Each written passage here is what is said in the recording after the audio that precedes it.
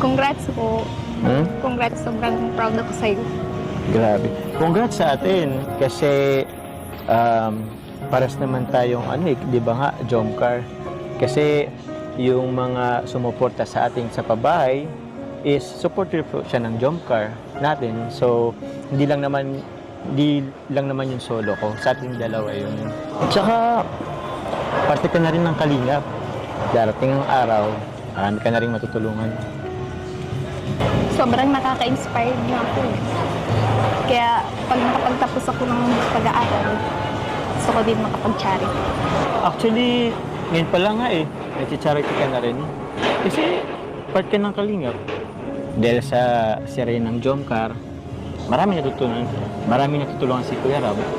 Kaya, yun, nakapag-charity ka na rin. Pero, grabe, sobrang salamat nakapunta ka. Kasi nung isang araw, sabi mo, hindi ka makapunta Kaya nga po tingnan lang po lang suspend. Kaya nakapunta po ako. Yeah. Wala po kami pasok. Sumakto alam mo naman dito sa lugar natin, konting ulan, suspended agad yung klase.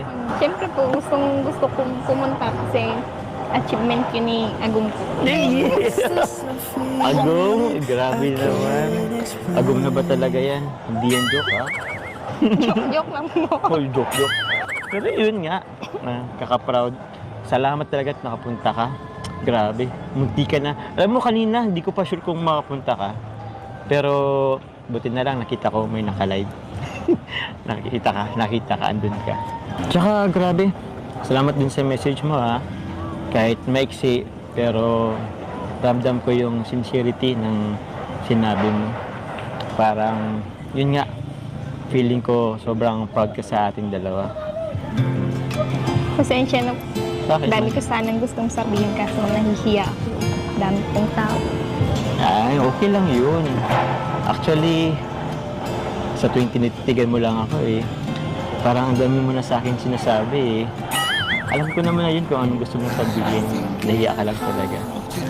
Alam ko din kung bawat titig mo, alam ko na kung napipikon ka na, kung galit ka na. Kilalang-kilala ko yung mata mo tulad niyan. Kinikilig ka.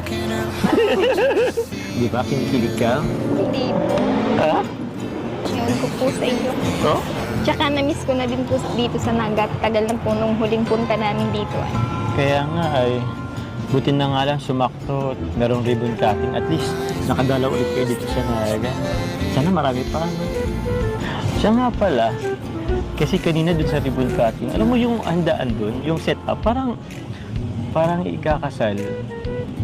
Sa tingin mo, pag kinasal tayo, saan mo gusto magpakasal? Saan mo gusto magkabahay? Sa dito siya Naga.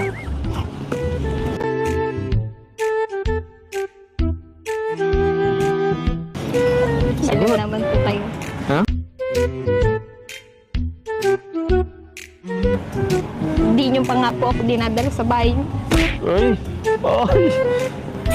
Sorry na. Sinabi mo pa talaga sa vlog Narito po ako yun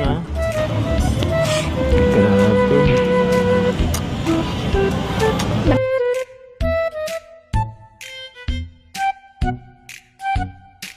Ba't naman natahimik ka? Joke lang naman.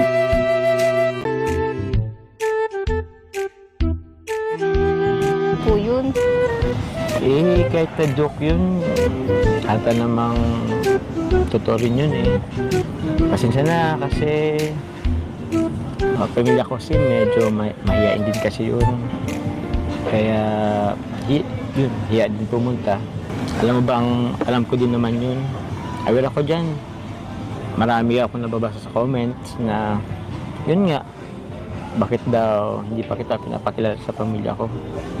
Kaya yun, ganun talaga sila mama kasi sobrang mayan sa camera.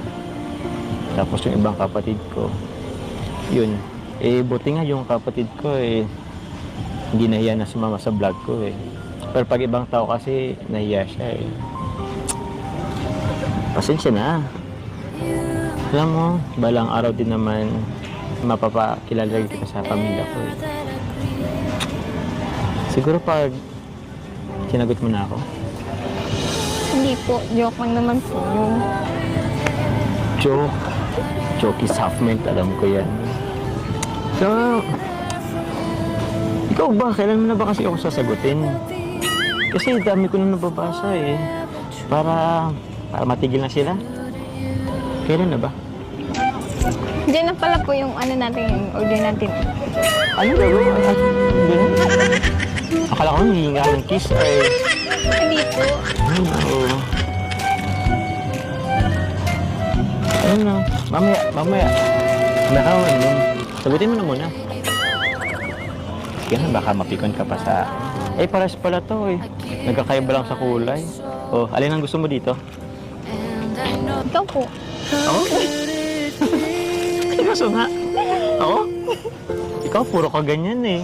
Hindi ko rin alam kung totoo ba or ano yung sinasabi mo eh. Yung seryoso nga kasi. Uy. Seryoso. Ano na lang po, try na lang po natin yung cart niyo. Yung cart, yung padyak. Ikaw mahilig ka mag-change topic. Pero po, Mamaya nainom pa naman tayo. Ikaw paraan ka din Bahala ka dyan. Inom na. Di naluluma, pinipini kong gantong ang karulo.